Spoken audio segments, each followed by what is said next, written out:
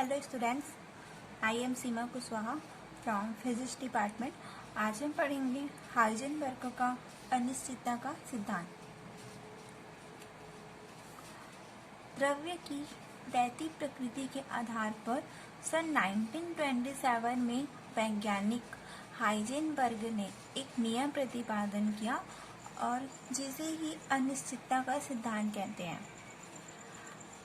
इस नियम के अनुसार स्थूल स्तरीय स्तर पर तो किसी गतिमान कण की किसी क्षण स्थिति व उसी स्थिति पर कण का संवेग है उसको यथार्थतापूर्वक नापना संभव होता है, लेकिन सूक्ष्म स्तरीय स्तर पर कण की स्थिति और उसके संवेग को एक साथ यथार्थतापूर्वक नापना संभव नहीं होता, क्योंकि क्वांटम यांत्रिकी के अनुसार गतिमान कण का जो व्यवहार है वो समूह वेग से गतिमान तरंग पैकेट द्वारा व्यक्त किया जाता है।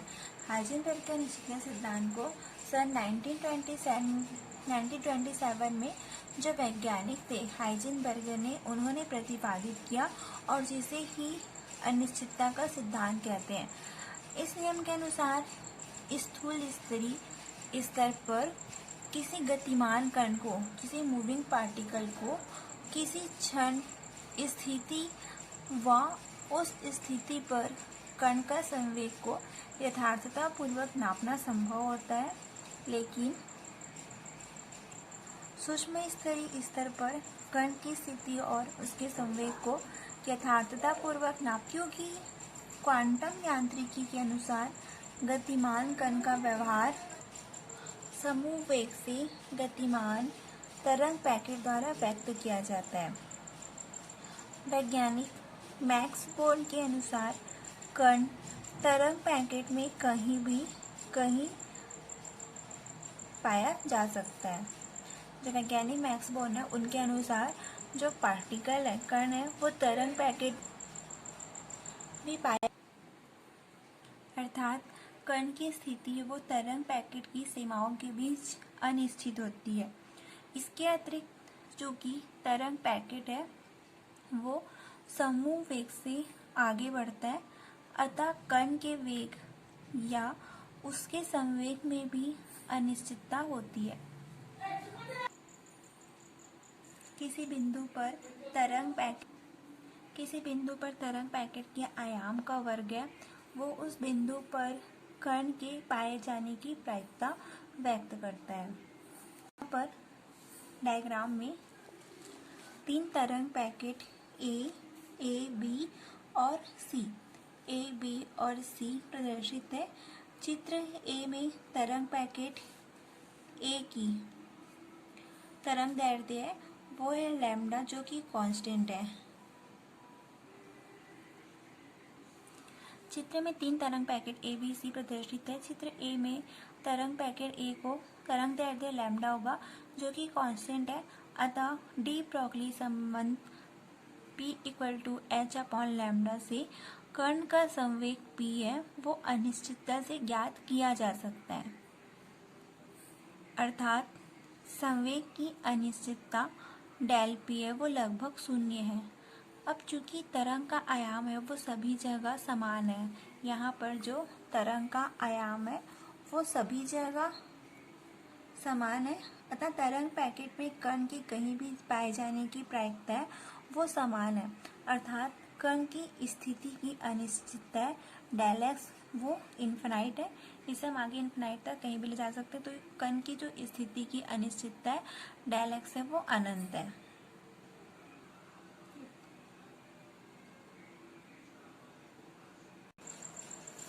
चित्र बी में तरंग पैकेट बी की तरंग दैर्ध्य का मान है लैम्डा व लैम्डा माइनस डेल लैम्डा के बीच है। यहाँ पर चित्र बी में जो तरंग दैर्ध्य की वैल्यू है वो लैम्डा और लैम्डा माइनस डेल लैम्डा के बीच में है, अर्थात तरंग दैर्ध्य में फैलाव जो होगा वो होगा डेल लैम्डा, अतः कण के संवेग में कुछ अनिश्चितता है वो डेल P है। अब चूंकि तरंग पैकेट के मध्य बिंदु P के आसपास तरंग का आयाम है वो अधिकतम है, तब बिंदु P के आसपास कण के पाए जाने की प्रायिकता अधिकतम है, अर्थात कण की स्थिति में कुछ अनिश्चितता होगी, वो होगी डेल x। चित्र C में तरंग पैकेट C की तरंगदैर्ध्य में फैलाव जो डेल लैम्डा है वो अधिक है। ये C है जिसमें डेल लैम्डा का फैलाव है वो अधिक है।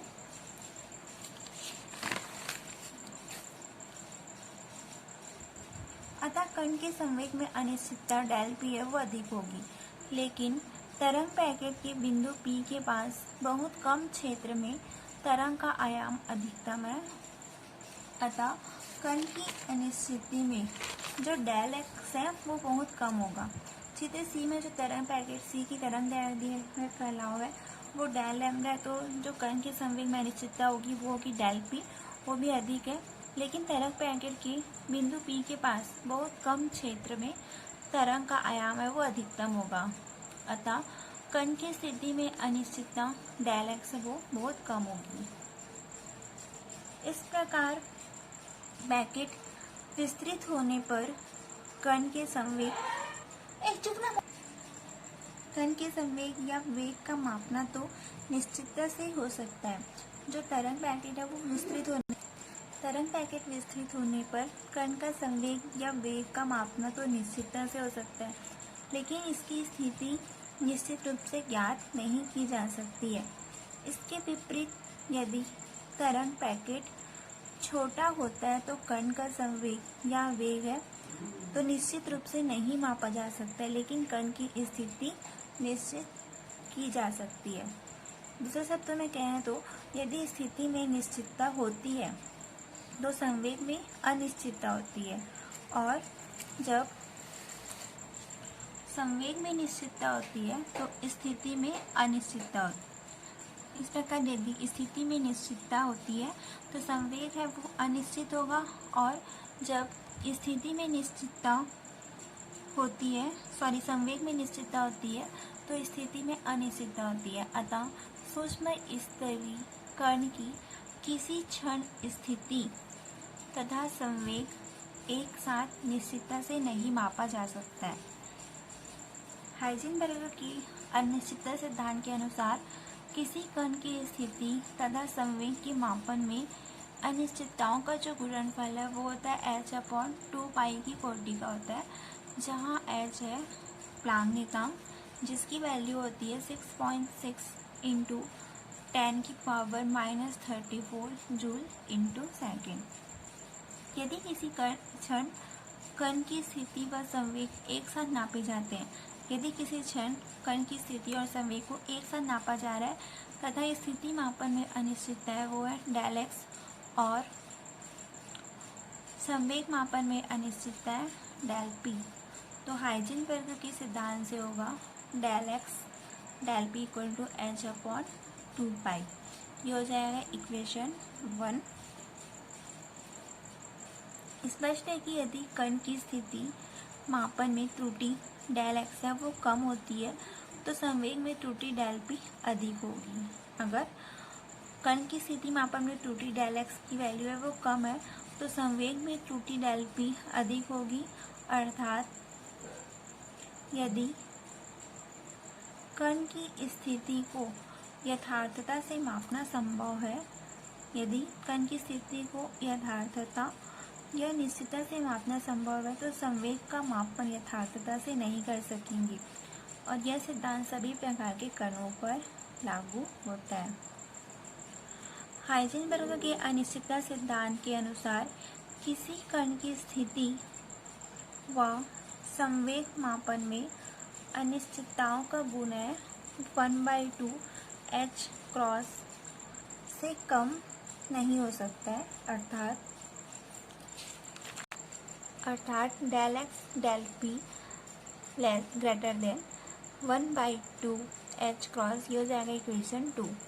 उपयुक्त सिद्धांत को निम्नलिखित दो अन्य रूपों में भी व्यक्त किया जा सकता है। फर्स्ट है ऊर्जा तथा समय के पदों में। तो गतिशील कण के लिए वेग होगा v equal to del X upon del T. तो इसे हम लिख सकते हैं del X equal to V del T, तथा कण की गतिज ऊर्जा होगी E equal to half M V square. तो डेल ई इक्वल टू हो जाएगा एम वी डेल वी। इसे हम लिख सकते हैं M del V bracket close और वी। तो डेल ई इक्वल टू हो जाएगा एम डेल वी को लिखेंगे यहाँ पे del P into V. Del P की वैल्यू निकालेंगे तो ये हो जाएगा डेल ई के अपॉन में वी। अतः del X into del P equal to हो जाएगा V del T into del E upon V. Del X into del P, तो यहाँ पर हम डेल एक्स की वैल्यू रख देंगे वी डेल टी और डेल पी की वैल्यू रख देंगे del E upon V. V cancel हो जाएगा तो यहाँ पर बचेगा डेल ई डेल टी। तब अनिश्चितता सिद्धांत से होगा del E del T H cross. तो इसे हम लिख सकते हैं del E del T greater than 1/2 H cross. ये हो जाएगा इक्वेशन 3।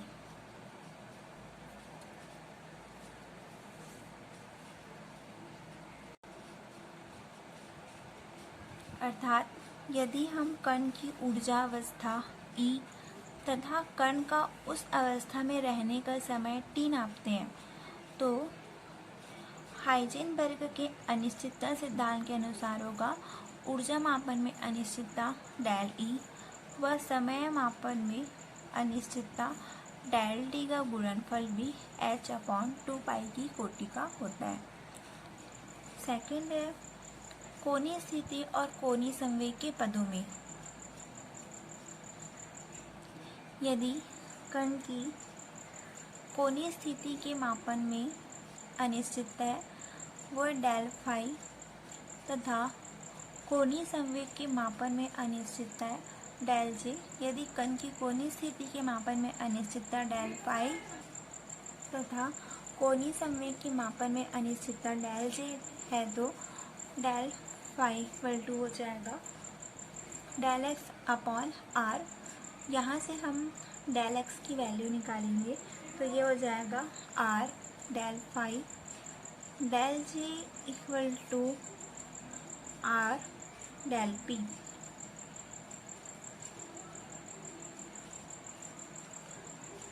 तो डेल पी की वैल्यू निकालेंगे यहाँ पे तो ये हो जाएगा डेल जे अपॉन आर। तो del X into del P, तो डेल एक्स की वैल्यू हम यहाँ पर रखेंगे यहाँ से आर डेल फाई और डेल पी की वैल्यू रखेंगे del J upon R. R और आर कैंसिल हो जाएगा तो यहाँ पे बचेगा del J into del phi.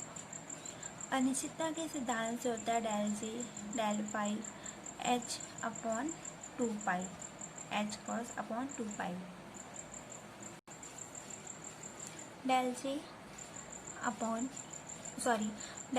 Del phi greater than h cross upon 2। इसे हम लिखेंगे इक्वेशन 4। इक्वेशन 3 में हमने निकाला था del E into del T greater than 1/2 H cross ऊर्जा और समय के पदों में, और कोणीय स्थिति और कोणीय संवेग के पदों में del J del phi greater than h cross upon 2 आ जाएगा।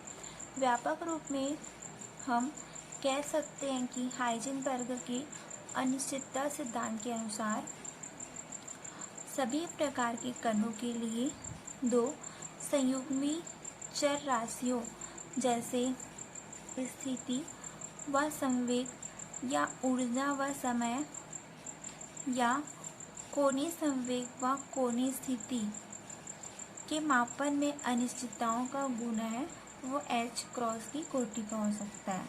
हाइजेनबर्ग के अनिश्चितता सिद्धांत के अनुसार सभी प्रकार के कण के लिए दो संयुग्मी चर राशि जैसे हो गया स्थिति व संवेग, ऊर्जा व समय या कोणीय संवेग व कोणीय स्थिति के मापन में अनिश्चितताओं का गुना h क्रॉस की कोटि का होता है।